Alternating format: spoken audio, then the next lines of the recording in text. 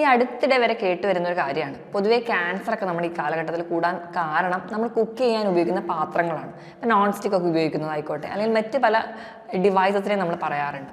ഇതിലെന്തെങ്കിലും വാസ്തവമുണ്ടോ, അല്ലെങ്കിൽ നമ്മൾ കുക്ക് ചെയ്യാൻ ഏറ്റവും ബെസ്റ്റ് ഏത് പാത്രങ്ങളാണ് എന്നൊക്കെയുള്ള ഒരു ടോപ്പിക്കിനെ കുറിച്ച് നമുക്ക് സംസാരിക്കാം. ഞാൻ ഡോക്ടർ പ്രിയ, കിവണ്ടി ഹെൽത്ത് കെയറിലെ മെഡിക്കൽ ഓഫീസറാണ്.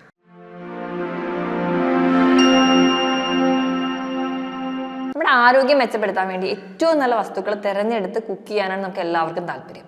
കാരണം ഹെൽത്ത് അത്രത്തോളം ഇമ്പോർട്ടൻ്റ് ആണ്. പക്ഷെ നമ്മൾ ഒരുപാട് പേരും ചെയ്യുന്നൊരു തെറ്റുന്നുണ്ട്. നമ്മൾ കുക്ക് ചെയ്യാൻ വേണ്ടി നല്ല ന്യൂട്രിയൻസും പ്രോട്ടീൻസും ഫൈബർ റിച്ച് ആയിട്ടുള്ള ഭക്ഷണങ്ങളൊക്കെ തിരഞ്ഞെടുക്കുമെങ്കിലും നമ്മൾ ഉണ്ടാക്കുന്ന പാത്രങ്ങളിലുള്ള പ്രശ്നങ്ങൾ കൊണ്ട് നമുക്ക് പല രോഗങ്ങളും പെട്ടെന്ന് പിടിപെടുന്നുണ്ട്. ആ ഒരു വിഷയത്തെക്കുറിച്ച് നമ്മൾ സംസാരിക്കുന്ന സമയത്ത് നമ്മൾ കൂടുതലായിട്ട് നമ്മുടെ ഇടയിലോട്ട് കയറി വരുന്ന ടോപ്പിക് ഒന്നെന്ന് പറഞ്ഞാൽ നോൺ സ്റ്റിക്കിൻ്റെ ഉപയോഗം, രണ്ടാമതായിട്ട് പ്ലാസ്റ്റിക്കിൻ്റെ ഉപയോഗം, മൂന്നാമതായിട്ട് നമ്മൾ അലുമിനിയം പാത്രങ്ങൾ ഉപയോഗിക്കുന്നതിൻ്റെ ഉപയോഗം. ഈ 3 ടോപ്പിക്കാണ് കൂടുതൽ കോൺട്രവേഴ്സ്യൽ ആയിട്ട് വരാറ്. അപ്പോൾ നമ്മൾ ആദ്യം ഒരു നോൺ സ്റ്റിക്കിൻ്റെ ആ ഒരു പാത്രത്തിൻ്റെ ഉപയോഗത്തെ പറ്റി സംസാരിക്കുകയാണെങ്കിൽ, നോൺ സ്റ്റിക്ക് നമ്മൾ ഉപയോഗിക്കാൻ ഏറ്റവും ഇമ്പോർട്ടൻ്റ് ആയിട്ടുള്ള കാരണം എന്ന് പറയുന്നത് ലൈറ്റ് വെയിറ്റ് ആണ്. അതുപോലെ തന്നെ നമുക്ക് കുക്ക് ചെയ്യാൻ വളരെ എളുപ്പമാണ്. നമുക്ക് കുക്ക് ചെയ്ത് കഴിഞ്ഞാൽ ക്ലീൻ ചെയ്യാനും വളരെ എളുപ്പമാണ്. അതുപോലെ തന്നെ നമുക്ക് ഓയിലിൻ്റെ ഒന്നും വലിയ ഉപയോഗം വരുന്നില്ല. അപ്പോൾ പല ആൾക്കാരും പറയുന്നതാണ് കൊളസ്ട്രോൾ ഉള്ള ആൾക്കാർക്കൊക്കെ ഈ നോൺ സ്റ്റിക്കിൽ കുക്ക് ചെയ്ത് കഴിഞ്ഞാൽ നമുക്ക് ഓയിലിൻ്റെ ഒരു ഇൻടേക്ക് കുറയും, അതുവഴി നമുക്ക് ഈ കൊളസ്ട്രോളൊക്കെ കുറച്ചുകൊണ്ട് വരും. അപ്പോൾ നോൺ സ്റ്റിക്കാണ് ഏറ്റവും ബെസ്റ്റ് എന്ന് സംസാരിക്കുന്ന ആൾക്കാരുണ്ട്. അപ്പോൾ ഇങ്ങനെ ഒരു സൈഡൊക്കെ നോക്കുമ്പോൾ നമ്മൾ കരുതും ഇതൊക്കെ പെർഫെക്റ്റ് ആണെന്ന്. പക്ഷേ നമ്മൾ ചിന്തിക്കേണ്ട കാര്യം നമ്മൾ എങ്ങനെ കുക്ക് ചെയ്യുന്നു, അല്ലെങ്കിൽ നമ്മൾ ഉപയോഗിക്കുന്ന പാത്രത്തിൻ്റെ ക്വാളിറ്റി എങ്ങനെയാണ് എന്നൊക്കെ ഉള്ള കാര്യങ്ങളൊക്കെ ഓക്കെ ആണെങ്കിൽ നമുക്ക് ഈ ഒരു ടോപ്പിക്കിനെ വലിയ രീതിയിൽ പേടിക്കേണ്ടതില്ല. നമ്മൾ ഈ നോൺ സ്റ്റിക്ക് പാത്രങ്ങളൊക്കെ ഉണ്ടാക്കിയിരിക്കുന്ന മെറ്റീരിയലാണ് ഇമ്പോർട്ടൻ്റ്. ഒരു ടെഫ്ലോൺ എന്ന് പറയുന്ന ഒരു മെറ്റീരിയൽ കൊണ്ടാണ് ഈ നോൺ സ്റ്റിക്ക് പാത്രങ്ങളൊക്കെ ഉണ്ടാക്കുന്നത്. ടെഫ്ലോൺ എന്ന് പറയുമ്പോൾ PTFE എന്ന് പറയുന്ന ഒരു കമ്പോണൻ്റ് ആണ്. അതായത് പോളി ടെട്രാ ഫ്ലൂറോ ഇഥിലീൻ എന്ന് പറയുന്ന ഒരു കമ്പോണൻറ്റ് വെച്ചിട്ടാണ് ഈ ഒരു നോൺ സ്റ്റിക്ക് പാത്രങ്ങളൊക്കെ ഉണ്ടാക്കുന്നത്. ഈ ഒരു കമ്പോണൻറ്റിൽ ഈ ടെഫ്ലോണിൻ്റെ പ്രത്യേകത, ഇത് ഹൈ ടെമ്പറേച്ചർ ആകുമ്പോൾ, ഹൈ ടെമ്പറേച്ചർ എന്ന് പറഞ്ഞാൽ 260 ഡിഗ്രി സെൽഷ്യസിന് മുകളിലേക്ക് ചൂടാക്കുന്ന സമയത്ത് ഇതിൽ നിന്ന് ഈ ഒരു ടെഫ്ലോൺ എന്ന് പറയുന്ന ഒരു കമ്പോണൻറ്റ് റിലീസ് ആവുകയും അല്ലെങ്കിൽ ഈ ഒരു കെമിക്കൽ വരികയും ഈ ഒരു കെമിക്കൽ നമ്മുടെ ഫുഡുമായിട്ട് മിക്സ് ആവുകയും ഈ മെറ്റീരിയലാണ് നമുക്ക് പൊതുവേ ക്യാൻസർ അല്ലെങ്കിൽ മറ്റ് പല രോഗങ്ങളിലേക്ക് പോകുന്നത്. അപ്പോൾ ഈ ഹൈ ടെമ്പറേച്ചറുള്ള കുക്കിംഗ് ഒരിക്കലും നോൺ സ്റ്റിക്കിൽ പാടില്ല. ഇനി അത് മാത്രമല്ല, ഈ ചിലപ്പോൾ നമ്മൾ കുറച്ച് കാലഘട്ടത്തിലേക്ക് ഉപയോഗിച്ച് കഴിയുമ്പോൾ ഈ ടെഫ്ലോൺ എന്ന് പറയുന്ന മെറ്റീരിയൽ കൂടുതലായിട്ട് വരാനൊരു കാരണം നമ്മുടെ പാത്രത്തിലൊക്കെ ചിലപ്പോൾ സ്ക്രാച്ച് വീണിട്ടുണ്ടാവും, അല്ലെങ്കിൽ ആ പാത്രത്തിൻ്റെ ബേസൊക്കെ പോയിട്ടുണ്ടാവും, ഇളകി പോയിട്ടുണ്ടാവും. പക്ഷെ നമ്മൾ വലിയ രീതിയിൽ അത് വീണ്ടും മുന്നോട്ട് തന്നെ കൊണ്ടുപോകും. കാരണം നല്ല വില കൊടുത്ത് മേടിക്കുന്ന ഒരു സാധനമാണല്ലോ. ഇച്ചിരിയൊക്കെ പോയാലും അല്ലെങ്കിൽ ഇച്ചിരി ഒന്ന് പൂറിയാലും കുഴപ്പമില്ല എന്ന് വിചാരിച്ച് നമ്മൾ ഇത് തന്നെ ഉപയോഗിക്കാറുണ്ട്. ഈ ടെഫ്ലോൺ എന്ന് പറയുന്ന ഒരു മെറ്റീരിയൽ ഉണ്ടാക്കിയിരുന്ന PFOA എന്ന് പറയുന്ന ഒരു കമ്പോണൻ്റ് ആണ്. പെർഫ്ലൂറോ ഒക്ടനോയിക് ആസിഡ് എന്ന് പറയുന്ന ഒരു കമ്പോണൻ്റ് ആണ്. ഈ ഒരു കമ്പോണൻ്റ് ആണ് നമുക്ക് അസുഖം ഉണ്ടാക്കുന്നത്. അപ്പോൾ പൊതുവേ ഈ PFOA എന്ന് പറയുന്ന ഒരു കമ്പോണൻറ്റ് ഫ്രീ ആയിട്ടുള്ള നോൺ സ്റ്റിക്ക് ഒക്കെ എന്ന് പറഞ്ഞ് നമുക്ക് കാണാറുണ്ട്. അപ്പോൾ ഈ PFOA എന്ന് പറയുന്ന ഒരു കമ്പോണൻറ്റ് എപ്പോഴാണോ നമ്മുടെ ഫുഡിൽ മിക്സ് ആവുന്നത് അന്ന് തൊട്ട് നമുക്ക് രോഗങ്ങൾ വന്നുകൊണ്ടേയിരിക്കും. അപ്പോൾ മാക്സിമം നമ്മൾ ഈ ഒരു നോൺ സ്റ്റിക്ക് തന്നെ വാങ്ങുന്ന സമയത്ത് PFOA ഫ്രീ ആയിട്ടുള്ള നോൺ സ്റ്റിക്കുകളാണ്, അല്ലെങ്കിൽ കുറച്ച് റേറ്റ് കൂടിയാലും കുറച്ച് ക്വാളിറ്റി ഉള്ള നോൺ സ്റ്റിക്കുകൾ ഉപയോഗിക്കുകയാണെങ്കിൽ ഒരു പരിധി വരെ നമുക്കിത് കൺട്രോൾ ചെയ്യാൻ പറ്റും. ഈ PFOA എന്ന് പറയുന്ന ഈ ഒരു കമ്പോണൻറ്റിൻ്റെ പെക്യുലാരിറ്റി, ഇത് ഒരു ലിപ്പോഫിലിക് ആണ്. ലിപ്പോഫിലിക് എന്ന് പറഞ്ഞാൽ കൊഴുപ്പിനോടൊരു കൂടുതൽ ഇഷ്ടമുള്ളൊരു വസ്തുവാണ്. അപ്പോൾ ഈ PFOA എന്ന് പറയുന്ന വസ്തുക്കൾ കൊഴുപ്പിനോട് കൂടുതൽ ഇഷ്ടമുള്ളത് കൊണ്ട് തന്നെ ഫാറ്റി ടിഷ്യൂസിലൊക്കെ അല്ലെങ്കിൽ നമ്മുടെ ശരീരത്തിലെ ഫാറ്റൊക്കെ ഡെപ്പോസിറ്റ് ചെയ്യുന്ന ആ ഒരു ഏരിയയിൽ കൂടുതലായിട്ട് ഇത് അടിയുന്നതായിട്ട് കാണാം. ഇപ്പം ലിവറിൽ, കിഡ്നിയിൽ, ഇപ്പോൾ ചെറിയ രീതിയിലൊക്കെ ഫാറ്റി ലിവറുള്ള ആൾക്കാരാണെങ്കിൽ ഗ്രേഡ് 1 ഫാറ്റി ലിവറിൽ ചെറിയ രീതിയിൽ കൊഴുപ്പ് കൂടുതലായിട്ട് അവരുടെ ശരീരത്തിലുണ്ടെങ്കിൽ ഈ സമയത്തൊക്കെ ഈ PFOA പോയി അടിയുകയും അത് നമ്മുടെ കിഡ്നി, ലിവർ, നമ്മുടെ ബ്ലഡ് വെസൽസിനെ ഒക്കെ നശിപ്പിക്കുകയും അതുവഴി നമുക്ക് ഓരോ രോഗങ്ങളിലേക്ക് പോവുകയും ചെയ്യും. അപ്പം അതുകൊണ്ടാണ് നമ്മൾ ഏറ്റവും ബെസ്റ്റായിട്ട് പറയുന്നത്. അതുപോലെ തന്നെ നമ്മൾ ഈ നോൺ സ്റ്റിക്ക് പാത്രങ്ങൾ ഉപയോഗിക്കുമ്പോൾ അത് നമ്മൾ ക്ലീൻ ചെയ്യാൻ വേണ്ടി വൃത്തിയാക്കുന്ന സമയത്ത് ഒരിക്കലും സ്റ്റീലിൻ്റെ സ്ക്രബ്ബേഴ്സ് യൂസ് ചെയ്യാതിരിക്കുക.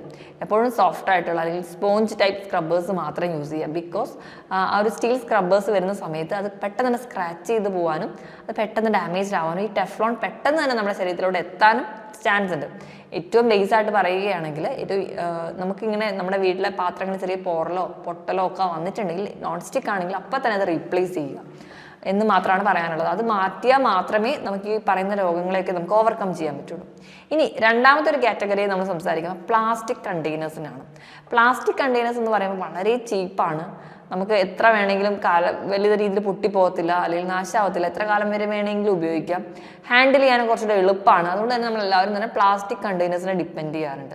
ഇപ്പം നമ്മളൊരു ഭക്ഷണം കുക്ക് ചെയ്ത് കഴിഞ്ഞാൽ അത് സ്റ്റോർ ചെയ്യാൻ വേണ്ടിയിട്ട്, അല്ലെങ്കിൽ നമ്മൾ ഫ്രിഡ്ജിലൊക്കെ കയറ്റി വെക്കാൻ വേണ്ടിയിട്ട് നമ്മുടെ എക്സസ് വരുന്ന ഭക്ഷണം നമ്മൾ സ്റ്റോർ ചെയ്തിട്ട് അല്ലെങ്കിൽ ഫുഡ് ഫ്രിഡ്ജിലോട്ടൊക്കെ വെക്കുന്ന സമയത്തൊക്കെ ഒരുപാട് ആൾക്കാരും പ്ലാസ്റ്റിക് കണ്ടെയ്നേഴ്സിലാണ് വെക്കാറുള്ളത്. അപ്പം അങ്ങനെ വെക്കുന്ന സമയത്തും ഇതിൽ ടെമ്പറേച്ചർ എന്തെങ്കിലും ചേഞ്ചസ് ഉണ്ടാവുകയാണെങ്കിൽ ഇതിൽ അടങ്ങിയിട്ടുള്ള പ്ലാസ്റ്റിക്കിനകത്ത് അടങ്ങിയിട്ടുള്ള ബെൻസീൻ അല്ലെങ്കിൽ BPA എന്ന് പറയുന്ന ബിസ്ഫിനോൾ A എന്ന് പറയുന്ന കമ്പോണൻസ് ഒക്കെ ഈ ഒരു ഭക്ഷണത്തിലോട്ട് ഇറങ്ങാനും അത് നമുക്ക് പല രോഗങ്ങളിലേക്ക് പോകാൻ ചാൻസ് കൂടുതലാണ്. ഇപ്പം നമ്മൾ നോക്കുകയാണെങ്കിൽ നമ്മൾ പ്ലാസ്റ്റിക് കുപ്പികളിൽ വെള്ളം ക്യാരി ചെയ്യുന്നത് ചിലപ്പോൾ എത്രയോ കാലഘട്ടമായിട്ട് ആ വെള്ളം ആ ഒരു കുപ്പിയിൽ തന്നെ ഇരിക്കുന്നുണ്ടാവും. അതുപോലെ തന്നെ പല ടെമ്പറേച്ചർ വേരിയേഷനും മറികടന്ന് വരുന്നൊരു വെള്ളമായിരിക്കും. നമ്മളിപ്പോൾ വെള്ളം ചൂടാവും, പ്ലാസ്റ്റിക് കണ്ടെയ്നേഴ്സിലുള്ള വെള്ളമൊക്കെ ചൂടായി കഴിഞ്ഞാൽ ഈ ഒരു ടൈമിൽ ബെൻസീനും ബിസ്ഫിനോൾ A എന്ന് പറയുന്ന കമ്പോണൻ്റൊക്കെ പെട്ടെന്ന് തന്നെ പ്ലാസ്റ്റിക്കിൽ നിന്ന് ഈ ഒരു വെള്ളത്തിലേക്ക് വരാനും നമുക്ക് പെട്ടെന്ന് തന്നെ അസുഖങ്ങൾ ഉണ്ടാവാൻ ചാൻസ് ഉണ്ട്. അതുപോലെ തന്നെ നമ്മൾ ചൂടുവെള്ളം പ്ലാസ്റ്റിക് കുപ്പിയിൽ ഒഴിക്കുമ്പോഴും ഇതേ പ്രശ്നം തന്നെയാണ് ഉണ്ടാവാറ്. ഈ ഒരു പ്ലാസ്റ്റിക് കണ്ടെയ്നേഴ്സിനെ പറ്റി സംസാരിക്കുന്ന സമയത്ത് നമ്മൾ ഹോട്ടലിൽ നിന്നൊക്കെ ചൂടോടുകൂടി ഫുഡ് പാഴ്സൽ മേടിക്കുന്നതെല്ലാം ഈ പറയുന്ന അലുമിനിയം കോയിലായിട്ടുള്ള കണ്ടെയ്നേഴ്സിൽ, അതുപോലെ തന്നെ പ്ലാസ്റ്റിക് കണ്ടെയ്നേഴ്സിലാണ് കൂടുതലായിട്ടും വരുന്നത്. അപ്പം നല്ല ഹൈ ടെമ്പറേച്ചർ അല്ലെങ്കിൽ നല്ല ചൂടായിട്ടുള്ള ഭക്ഷണം നേരെ പ്ലാസ്റ്റിക്കിലോട്ട് ഒഴിക്കുന്ന സമയത്ത് ഈ പറയുന്ന ബെൻസീനൊക്കെ പെട്ടെന്ന് ഫുഡിലോട്ട് ഇറങ്ങുകയും ആ ഫുഡ് നമ്മൾ കഴിക്കുന്നതിൻ്റെ ഭാഗമായിട്ട് നമുക്ക് ഓരോ രോഗങ്ങളിലോട്ട് പോകാറുണ്ട്. ഇന്ന് നമ്മൾ ഹോട്ടലിൽ നിന്നൊക്കെ പാഴ്സൽ വാങ്ങിയിട്ട് കുഞ്ഞുങ്ങൾക്ക് മുതൽ ഈ ഫുഡുകൾ കൊടുക്കുന്ന സമയത്ത് ഈ പറയുന്ന കമ്പോണൻ്റ് അവരിൽ ചെറുതായി എത്തുകയും ഇതിൻ്റെ ഒരു അക്യൂമുലേഷൻ നമുക്ക് കിഡ്നി, ലിവർ പോലെയുള്ള ഡാമേജിലേക്ക് പോകുന്നുമുണ്ട്. ഈ BPA എന്ന് പറയുന്ന ഒരു കമ്പോണന്റ് മാത്രമല്ല, താലേറ്റ്സ് എന്ന് പറയുന്ന ഒരു കമ്പോണന്റ് ഈ പ്ലാസ്റ്റിക് കണ്ടെയ്നേഴ്സിലുണ്ട്. ഇവയും ചൂടാക്കുമ്പോൾ നമ്മുടെ ശരീരത്തിൽ എത്തിക്കുകയും ഇത് കൂടുതലും നമ്മുടെ ശരീരത്തിൽ എൻഡോക്രൈൻസ് അല്ലെങ്കിൽ ഗ്രന്ഥികളെ ബാധിക്കുകയും ഹോർമോണൽ ഡിസ്ഫങ്ഷൻസ് ഉണ്ടാവുകയും അതുവഴി നമുക്ക് മറ്റ് പല രോഗങ്ങളിലേക്ക് പോവുകയും ചെയ്യും. അപ്പം ഇതൊക്കെ ഓവർകം ചെയ്യാൻ വേണ്ടിയിട്ട് നമ്മൾ മാക്സിമം പ്ലാസ്റ്റിക് കണ്ടെയ്നേഴ്സ് ഉപയോഗിക്കാതിരിക്കുക. പ്ലാസ്റ്റിക് കണ്ടെയ്നേഴ്സിന് പകരം നമുക്ക് നമ്മുടെ വീട്ടിലൊക്കെ ഉള്ള തന്നെ സ്റ്റീലിൻ്റെ ഒക്കെ പാത്രങ്ങൾ തന്നെ നമ്മൾ കുക്ക് ചെയ്യുന്ന ഭക്ഷണങ്ങൾ സ്റ്റോർ ചെയ്യാൻ വേണ്ടി നോക്കുക. ഇനി അല്ലാത്ത പക്ഷം നമ്മളിപ്പോൾ ഹോട്ടലിൽ നിന്നാണെങ്കിൽ മാക്സിമം നമ്മൾ ഫുഡ് പാഴ്സലായിട്ട് മേടിക്കാതിരിക്കാൻ നോക്കുക. നിങ്ങൾ എപ്പോഴെങ്കിലുമൊക്കെ ഹോട്ടലിലെ ഫുഡ് ഡിപ്പെൻഡ് ചെയ്യുന്നവരാണെങ്കിൽ മാക്സിമം അവിടെ തന്നെ പോയി കഴിക്കാൻ വേണ്ടി നോക്കുക. ഇനിയിപ്പോൾ ബാക്കി വരുന്ന റെമനന്റ് ഫുഡ് വരെ ചിലപ്പോൾ നമ്മൾ പാഴ്സൽ ചെയ്ത് മേടിക്കുന്നവരാണെങ്കിൽ മാക്സിമം ആ ഫുഡ് അവിടെ ലെഫ്റ്റ് ഓവർ ചെയ്യുന്നതാണ് നമ്മൾ ഈ പ്ലാസ്റ്റിക് കണ്ടെയ്നേഴ്സിൽ മേടിച്ചുകൊണ്ട് വരുന്നതിനേക്കാളും നല്ലത്. അപ്പം അത് കഴിവതും ഒഴിവാക്കാൻ വേണ്ടി നോക്കുക. ഇനി മൂന്നാമതായിട്ട് നമ്മൾ നോക്കുമ്പോൾ നമ്മുടെ ശരീരത്തിന് ഹാർംഫുൾ ചെയ്യുന്ന ഒരു വസ്തുവാണ് അലുമിനിയം പാത്രത്തിൽ കുക്ക് ചെയ്യുന്നത്. ഈ അലുമിനിയം പാത്രത്തിൻ്റെ കാര്യം നോക്കുകയാണെങ്കിൽ നമ്മൾ ലൈറ്റ് വെയിറ്റ് ആണ്, കുറച്ചുകൂടെ ചീപ്പാണ്, നമുക്ക് യൂസ് ചെയ്യാനൊക്കെ കുറച്ചുകൂടെ എളുപ്പമാണ്. അതുകൊണ്ട് തന്നെ നമ്മൾ ഒരുപാട് പേരും അലുമിനിയം പാത്രങ്ങളെ ഡിപ്പെൻഡ് ചെയ്യാറുണ്ട്. അപ്പം നമ്മൾ ഈ ഒരു പുളിയുള്ള വസ്തുക്കൾ, അതായത് പ്രത്യേകിച്ച് തക്കാളി, നാരങ്ങ അല്ലെങ്കിൽ പുളി, ഇതൊക്കെ നമ്മൾ അലുമിനിയം പാത്രത്തിൽ കുക്ക് ചെയ്യുന്ന സമയത്ത് ലീച്ചിങ് എന്ന് പറയുന്ന ഒരു ആക്ഷൻ വഴി ഈ വസ്തുക്കൾ അല്ലെങ്കിൽ ഈ കുക്ക് ചെയ്യുന്ന അലുമിനിയം പാർട്ടിക്കിൾസ് ഒക്കെ നമ്മുടെ ഫുഡിലേക്ക് ഇറങ്ങി വരികയും അവ കൂടുതലായിട്ട് നമ്മുടെ നാഡികളെ ബാധിക്കാൻ ചാൻസ് ഉണ്ട്. നാഡികളെ ബാധിക്കുന്നത് വഴി നമുക്ക് അൾസിമേഴ്സ് പോലെയുള്ള അസുഖങ്ങൾ, ഓർമ്മക്കുറവ് അല്ലെങ്കിൽ ഡിമെൻഷ്യ പോലുള്ള കണ്ടീഷൻസ്, നമുക്ക് ശ്രദ്ധക്കുറവ്, കോൺസെൻട്രേഷൻ കുറയാൻ, നമ്മുടെ തലയ്ക്കൊരു കനമായിട്ട് തോന്നുക, ഇങ്ങനെയുള്ള പല പല പ്രശ്നങ്ങൾ, നാഡികളുമായി ബന്ധപ്പെട്ടുള്ള പ്രശ്നങ്ങളെയൊക്കെ കാണിക്കാറുണ്ട്. അപ്പോൾ മാക്സിമം പുളിയുള്ള വസ്തുക്കൾ കുക്ക് ചെയ്യാൻ വേണ്ടിയിട്ടെങ്കിലും അലുമിനിയം പാത്രങ്ങൾ നിങ്ങൾ മാക്സിമം ഒഴിവാക്കുന്നതാണ് നല്ലത്. അപ്പോൾ ഈ 3 കാറ്റഗറിയും നമ്മൾ പറയുന്ന രീതി നോക്കുകയാണെങ്കിൽ മൂന്നിലും ഓരോരോ സൈഡ് എഫക്ട്സ് ഉണ്ട്. ഈ സൈഡ് എഫക്ട്സ് ഉള്ളതുകൊണ്ട് തന്നെ ഈ 3 പാത്രങ്ങൾ നമ്മൾ മാക്സിമം കുക്ക് ചെയ്യാൻ വേണ്ടി ഉപയോഗിക്കാതിരിക്കുന്നതാണ് ഏറ്റവും നല്ലത്. ഇനി നിങ്ങൾക്ക് അത്ര നിർബന്ധമാണ്, അല്ലെങ്കിൽ ഇതൊക്കെ ഉണ്ടായേ പറ്റുള്ളൂ എന്നാണെങ്കിൽ നമ്മൾ നോൺ സ്റ്റിക്ക് വാങ്ങുമ്പോൾ എപ്പോഴും അത് യൂസ് ചെയ്യുന്നത് വളരെ ശ്രദ്ധിച്ച് യൂസ് ചെയ്യുക. ഹൈ ടെമ്പറേച്ചറിലോട്ട് കൊണ്ടുപോകാതിരിക്കുക. PFOA ഫ്രീ ആയിട്ടുള്ള നോൺ സ്റ്റിക്ക് പാത്രങ്ങൾ തന്നെ മേടിച്ച് യൂസ് ചെയ്യാൻ വേണ്ടി ശ്രദ്ധിക്കുക. പിന്നെ ക്ലീനിങ്ങും വളരെ ശ്രദ്ധിച്ച് തന്നെ ആയിരിക്കണം. ഇനി അലുമിനിയം പാത്രങ്ങൾ യൂസ് ചെയ്യുമ്പോൾ പുളിയുള്ള വസ്തുക്കൾ മാക്സിമം അതിൽ കുക്ക് ചെയ്യാതിരിക്കാൻ വേണ്ടി ശ്രദ്ധിക്കുക. പക്ഷേ പ്ലാസ്റ്റിക് കണ്ടെയ്നേഴ്സിനെ നമുക്ക് ഒരു രീതിയിലും അതിനെ റീപ്ലേസ് ചെയ്ത് എടുക്കാൻ പറ്റുന്ന ഒന്നല്ല. ഇനി നമ്മളപ്പോൾ ഏത് പാത്രത്തിലാണ് കുക്ക് ചെയ്യുന്നത് ബെസ്റ്റ് എന്ന് ചോദിച്ചു കഴിഞ്ഞാൽ നമുക്ക് സജസ്റ്റ് ചെയ്യാൻ പറ്റുന്നത് ഒന്നെങ്കിൽ നമ്മൾ സ്റ്റെയിൻലെസ് സ്റ്റീലിൽ കുക്ക് ചെയ്യുന്നത് നല്ലതാണ്. കാസ്റ്റ് അയൺ നമുക്ക് പറയാം. അതുപോലെ തന്നെ മൺപാത്രങ്ങൾ, മുൻ കാലഘട്ടങ്ങളിലൊക്കെ നമ്മൾ കുക്ക് ചെയ്തുകൊണ്ടിരുന്ന മൺപാത്രങ്ങൾ നമുക്ക് സജസ്റ്റ് ചെയ്യാം. അതുപോലെ ഒരു പരിധി വരെ ചെമ്പ് പാത്രങ്ങളും നമുക്ക് പറയാവുന്നതാണ്. ചെമ്പ് പാത്രങ്ങളിലൊക്കെ നമ്മൾ കുക്ക് ചെയ്യുന്ന സമയത്ത് അത് കുറച്ചും കൂടി ഒരു ബെനിഫിറ്റ്സ് നമുക്ക് തരുന്നുണ്ട്. നമുക്ക് കൊളാജൻ പ്രൊഡക്ഷന് വേണ്ടി സഹായിക്കുന്നുണ്ട്. കൊളാജൻ നമ്മുടെ സന്ധികൾക്ക് വേണ്ടി, നമ്മുടെ സ്കിന്നിനൊക്കെ കൊളാജൻ അത്യാവശ്യമാണ്.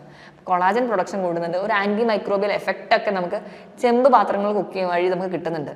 പക്ഷേ ഈ പറഞ്ഞ രീതിയിൽ പുളിയുള്ള വസ്തുക്കൾ ഈ ചെമ്പ് പാത്രങ്ങൾ കുക്ക് ചെയ്താലും ഈ കോപ്പർ നമ്മുടെ ഭക്ഷണത്തിലോട്ട് ഇറങ്ങാനും, കോപ്പർ അമിതമായി കഴിഞ്ഞാൽ നമ്മുടെ കിഡ്നിക്കും ലിവറിനും ഡാമേജ് ഉണ്ടാക്കാനും ചാൻസ് ഉണ്ട്. അപ്പോൾ പുളിയുള്ള വസ്തുക്കളും ചെമ്പ് അടങ്ങിയിട്ടുള്ള പാത്രങ്ങൾ കുക്ക് ചെയ്യാതിരിക്കാൻ വേണ്ടി ശ്രദ്ധിക്കുക. ഇനി കാസ്റ്റ് അയണിൻ്റെ കേസിലോട്ട് വരുന്ന സമയത്ത് നമുക്ക് കുക്ക് ചെയ്യുകയാണെങ്കിൽ അത് കുറച്ച് എക്സ്പെൻസീവ് ആണ് നമ്മൾ വാങ്ങുന്ന ടൈമിലെങ്കിലും നമുക്കത് വൺ ടൈം വാങ്ങിയാൽ തന്നെ ഒരുപാട് കാലം യൂസ് ചെയ്യാൻ പറ്റും. ഓയിൽ കുറച്ച് മതി, ഒരു ടൈമിൽ തന്നെ എല്ലാ ഏരിയയിലും ഒരുപോലെ ചൂട് നിലനിർത്താനും നമുക്ക് പ്രത്യേകിച്ച് അപ്പം, ദോശ പോലെയുള്ള ഭക്ഷണങ്ങളൊക്കെ നമ്മൾ സ്ഥിരം കുക്ക് ചെയ്യുന്നവരാണെങ്കിൽ ഏറ്റവും ബെസ്റ്റ് കാസ്റ്റ് അയൺ തന്നെയാണ്. അപ്പോൾ അതോടൊപ്പം തന്നെ നമ്മൾ അയൺ അടങ്ങിയ പാത്രങ്ങൾ കുക്ക് ചെയ്യുമ്പോൾ ഒരു പരിധി വരെ നമുക്ക് വിളർച്ച അല്ലെങ്കിൽ അനീമിയ ഓവർകം ചെയ്യാനും, കാരണം അയൺ അതിൽ നിന്നും നമുക്ക് കുറച്ച് കിട്ടുന്നുള്ളത് കൊണ്ട് തന്നെ അനീമിയൊക്കെ ഓവർകം ചെയ്യാനും നമുക്ക് പറ്റും. ഇനി അതുപോലെ തന്നെ മൺപാത്രങ്ങൾ കുക്ക് ചെയ്യുന്നതും ഒരു പരിധി വരെ നല്ലതാണ്. നമുക്ക് കുറച്ച് ഹാൻഡിൽ ചെയ്യാൻ കുറച്ച് ബുദ്ധിമുട്ടാണെങ്കിൽ കൂടി എപ്പോഴും നമ്മുടെ ഫുഡ് കൂളാക്കി നിർത്താനും മോയ്സ്ചർ ഒരു എഫക്റ്റ് കിട്ടാനും നമുക്ക് ഫുഡിൽ കുറച്ചുകൂടെ ടേസ്റ്റും ന്യൂട്രിയൻസ് ഒക്കെ കൂടുന്നതായിട്ട് നമുക്ക് കാണാൻ പറ്റും. അപ്പോൾ മാക്സിമം ഈ പറഞ്ഞ പാത്രങ്ങൾ ഉപയോഗിക്കുക. സ്റ്റെയിൻലെസ് സ്റ്റീൽ നമുക്ക് ഉപയോഗിക്കാവുന്നതാണ്. അതുപോലെ തന്നെ നമ്മുടെ ഫുഡ് ബാക്കി വരുന്ന ഫുഡുകൾ സ്റ്റോർ ചെയ്യുന്നതും വളരെ ഇമ്പോർട്ടൻ്റ് ആണ്. അതുപോലെ തന്നെ നമ്മൾ കുഞ്ഞുങ്ങൾക്ക് വെള്ളം കൊടുത്തു വിടുന്നത്, നമ്മൾ കൊണ്ടുപോകുന്നത്, നമ്മൾ ക്യാരി ചെയ്യുന്നതൊക്കെ മാക്സിമം പ്ലാസ്റ്റിക് മാറ്റിയിട്ട് സ്റ്റീൽ കണ്ടെയ്നേഴ്സിലോട്ട് തന്നെ മാറാൻ വേണ്ടി ശ്രദ്ധിക്കുക. അപ്പോൾ എത്രത്തോളം നമ്മൾ കണ്ടെയ്നേഴ്സൊക്കെ നമ്മൾ വാങ്ങി കൃത്യമായിട്ട് ഉപയോഗിക്കുന്നുണ്ടെങ്കിലും അതിൻ്റെ ക്ലീൻലിനെസ്സും വളരെ ഇമ്പോർട്ടൻ്റ് ആണ്. ഉപയോഗിക്കുന്ന പാത്രങ്ങൾ വൃത്തിയായിട്ട്, പ്രത്യേകിച്ച് കുഞ്ഞുങ്ങളുടെ ടിഫിൻ ബോക്സും കുപ്പിയൊക്കെ നല്ല രീതിയിൽ വാഷ് ചെയ്ത് വൃത്തിയാക്കി ഉപയോഗിക്കാൻ വേണ്ടിയും കൂടി ശ്രദ്ധിക്കുകയാണെങ്കിൽ ഒരു പരിധി വരെ നമുക്ക് പറയുന്ന രോഗങ്ങളെയൊക്കെ നമുക്ക് മാറ്റി നിർത്താൻ പറ്റും. ഇപ്പം നമ്മുടെ ആമാശയ സംബന്ധമായ രോഗങ്ങളായിക്കോട്ടെ, ലിവർ ഡിസീസ് ആയിക്കോട്ടെ, കിഡ്നി ഡിസീസ് ആയിക്കോട്ടെ, ക്യാൻസർ പോലെയുള്ള രോഗങ്ങളായിക്കോട്ടെ, നമ്മൾ കുക്ക് ചെയ്യുന്ന പാത്രത്തിൽ നിന്ന് ഒരു പരിധി വരെ നമുക്ക് ഈ പറയുന്ന ടിപ്സൊക്കെ ഫോളോ ചെയ്യുകയാണെങ്കിൽ കുറച്ചുകൊണ്ട് വരാൻ പറ്റും. ഞാൻ പറഞ്ഞ കാര്യത്തിൽ എന്തെങ്കിലും ഡൗട്ട് ഉണ്ടെങ്കിൽ താഴെ കാണുന്ന നമ്പറിൽ കോൺടാക്ട് ചെയ്യാം. മറ്റൊരു ഹെൽത്ത് ടോപ്പിക്കുമായിട്ട് വീണ്ടും കാണുന്നത് വരെ നന്ദി.